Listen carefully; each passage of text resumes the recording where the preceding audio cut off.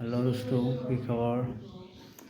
আপোনালোকক মই আজি দেখাবলৈ গৈ আছোঁ এটা বাথৰুমৰ আপুনি চেনিটাৰী অৰ্থাৎ পানী আৰু আপোনাৰ ৱাছ পানী আপোনাৰ কানেকশ্যনটো কিদৰে কৰিব। তো আপোনালোকৰ যদি আপুনি নতুন ঘৰ বনাই আছে তো আপুনি এই ভিডিঅ'টো চাব পাৰে অকণ সময় উলিয়াই।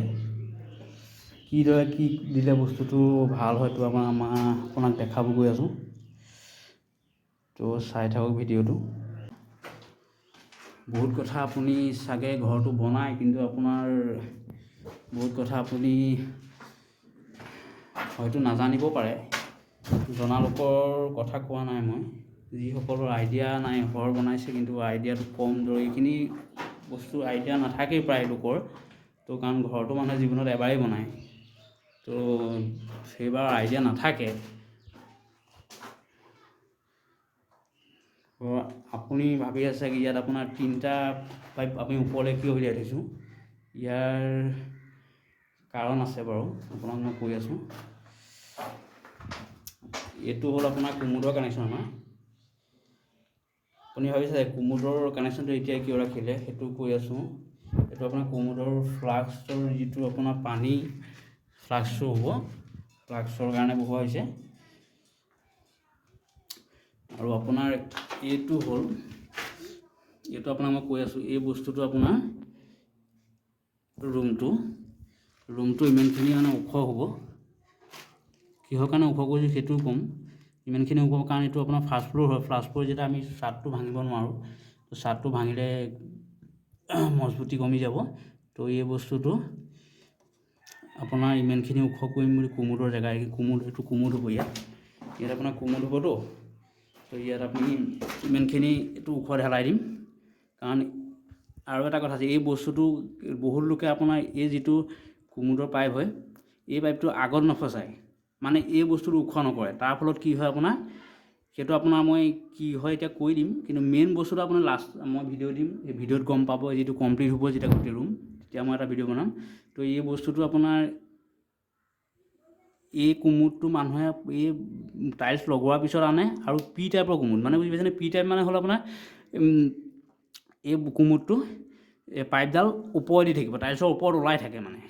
তো ইয়াত আপোনাৰ ইমান ধুনীয়া বাথৰুমটো টাইলছ লগাই আপুনি বনাব, তো ইয়াত যদি আপোনাৰ কোমোডটো বহি থাকে, কোমোডৰ আপোনাৰ পিছফালেদি পাইপডাল ওলাই এনেকৈ বাহিৰলৈ ওলাই যায়, দেখিবলৈ কেনেকুৱা হ'ব ধৰি লওক। গোটেই বস্তুটোৱে বৰবাদ হৈ যাব আপোনাৰ ৰুমটো। তো আমি কি কৰিলোঁ, ইয়াক এছ টাইপৰ কোমোড আনিম। আৰু এই এছ টাইপৰ কোমোডটো বহোৱাৰ কাৰণে আপোনাৰ এই বস্তুটো আমি ওখ কৰিম ইমানটো, কাৰণ এই পাইপডাল লুকাই থাকিব লাগিব তলত। তো এই বস্তুটো এছ টাইপৰ কোমোড লগালে এই বস্তুটো তলত সোমাই থাকিব, অকল কোমোডটো দেখা পাব, বাকী আপোনাৰ একো ওলাই নাথাকে। ফাৰ্ষ্ট কথা।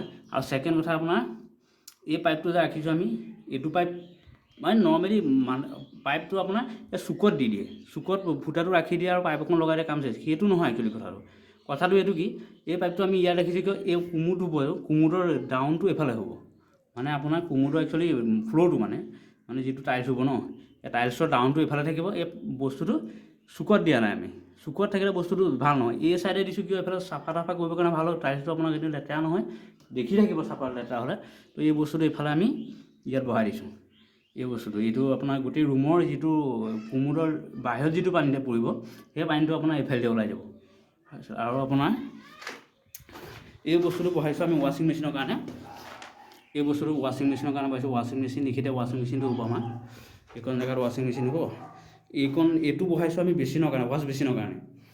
এইটো ৱাশ্ব বেচিনৰ কাৰণে বহোৱা হৈছে।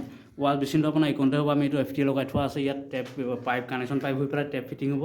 এইটো ৱাশ্বিং মেচিন আপোনাৰ ইয়াত এটা যিটো ৱাশ্ব বেচিন হ'ব, ৱাশ্ব বেচিনটো আপোনাৰ ষ্টেণ্ডত থাকিব, মানে কাভাৰ এটা হ'ব। এইটো প্লাইয়ে বনোৱা যাব। এই বস্তুটো সেই কাভাৰটোৰ ওপৰত আপোনাৰ বেচিনটো খাই থাকিব। আপুনি চাগে লক্ষ্য কৰিছে বা দেখিছে দোকানে। তো এই বস্তুটো মই লাষ্টত এটা ভিডিঅ'ত ফিনিচিঙত আপোনাক দেখুৱাম বস্তুটো কেনেকুৱা হয়, তেতিয়া জনাব আপুনি। এই বস্তুটো আপোনাৰ এইটো হ'ল, এতিয়া এটা কণ্ডিশ্যন আছে ইয়াত। এই 3টা যিটো এটা হ'ল আপোনাৰ, এইটো হ'ল আপোনাৰ ৱাশ্বিং মেচিন, এইটো ৱাশ্ব বেচিনৰ, এইটো হৈ গ'ল আপোনাৰ যিটো আপোনাৰ বাথৰুম হ'ব। এই গোটেইটোৱে বাথৰুম, কিন্তু কণ্ডিশ্যনটো হ'ব কি, ইয়াত এটা টাইলছৰ বিট হ'ব এইকণত। মানে এইটো যিটো আপোনাৰ বেচিনটো আহিব ইমানখিনিলৈকে ৱাছ বেচিনটো, তো বেচিনৰ সিফালৰ পৰাই এটা বিট হ'ব, টাইলছৰ 1 ইঞ্চিমান বিট এটা ওপৰলৈ উঠিব। তো এই 1 ইঞ্চিমান বিটটো ওপৰলৈ উঠিলে কি হ'ব আপোনাৰ, এই ইয়াত যিটো পানী গা ধোৱা যিটো এইটো ৱাল মিক্সাৰ লগাই থোৱা চাওক, এইটো ৱাল মিক্সাৰ চাৱাৰ, এইটো গিজাৰ চিষ্টেম হ'ব তাত, আৰু আপোনাৰ এই ৱাল মিক্সাৰ যিটো পানী হ'ব মানে গা ধোওঁতে যিটো পানী পৰিব সেইটো আপোনাৰ এইখিনি আপোনাৰ ভিজি নাথাকে কেতিয়াও। এই বস্তুটো ইয়াত আপোনাৰ এটা বিট হ'ব, সেই বিটৰ ইফালে পানীখিনি থাকিব আৰু সেই পানীখিনি ইয়াত এইটো ফ্ল'ৰটো ইফালে ডাউন হ'ব, তো ইফালেদি পানীটো ওলাই যাব। তো ফাৰ্ষ্ট কথা সেইটো। ছেকেণ্ড কথা হ'ল আপোনাৰ আৰু এটা কথা বুজিব, এই বস্তুটো যে আমি ওখ কৰি ইয়াত দিছোঁ, এতিয়া ছাইডত এটা ফুটা দি দিব পাৰোঁ আমি, সেই চুকত দি দিলেই গোটেই পানীটো গুচি যাব। কিন্তু কণ্ডিশ্যনটো হৈছে কি, এইটো হ'ল আপোনালোকৰ বেডৰুম হা, এই বেডৰুমটোৰ পৰা আপুনি সোমাই গৈছে, সোমাই যাওঁতে কি হয় আপোনাৰ যিটো আপোনাৰ মানুহৰ বেডৰুমৰ লগত এটাচ বস্তুটো মানে কি বস্তু পৰিষ্কাৰ হ'ব লাগে, চাফা হৈ পানী থাকিব নহ'ব, কিন্তু বাথৰুমত পানী পৰিবই নহ'ব।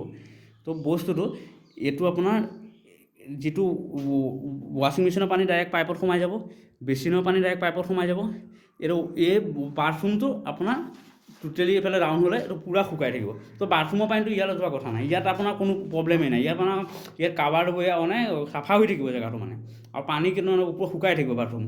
তো সেইকাৰণে আমি চিষ্টেমটো 3টা চিষ্টেম ৰাখি দিছোঁ যাতে পানীটো ইয়াত টাইলছটো ভিজি নাথাকে কেতিয়াও, শুকাই থাকে এনি টাইম।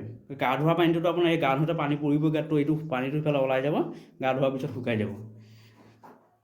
তো বস্তুটো কেনেকুৱা হৈছে জনাব, মই আপোনাক আপুনি যদি ঘৰ বনাই আছে বস্তুটো আপোনাৰ কাৰণে ভিডিঅ'টো, আৰু আপোনাৰ ভিডিঅ' এটা বনালোঁ আপোনাৰ কাৰণে, যিখিনি জানো ধৰি লওক নিজৰ অভিজ্ঞতাৰ ওপৰত বস্তুটো বনালোঁ। তো বস্তুটো কিবা ভুল হ'লে দেখুৱাই দিব, আৰু শিকিব পাৰিলেও কমেণ্টত জনাব। ধন্যবাদ।